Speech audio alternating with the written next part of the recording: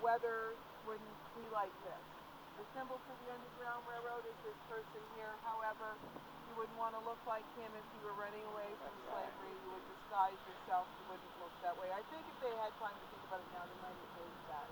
But anyway, and there's some families here in Niagara that have adopted him as part of their coat of arms. He used to be called the Running Man. He's now called the Freedom Seeker.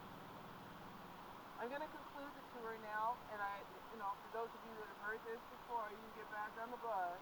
But for those of you that are new, I just wanted to say thank you very much for being part of my tour, my history, and hearing my family stories. It's been way too short a time. And I always finish by talking about my great-uncle Kit. My great-uncle Kit lived to be in his 90s. And like I said, he was one of 13 children, and he had one sister left who was also in her 90s. And one morning, I had to go and tell Uncle Kit that his sister Marge had passed away. And I went in and I said, Uncle Kit, I have some bad news for you this morning. He said, I had to talk like he did, I can't say it. He said, you do, what is it? I said, well, Aunt Marge passed last night.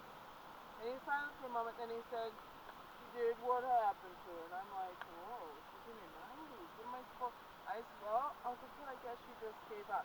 He became really upset with those words, and he said, what do you mean she gave up? You don't give up, you keep going till you can't go no more. And that was in 1986. And then when I started this business in 2004, those words came back to me. And that's who we're talking about, a group of people who never gave up.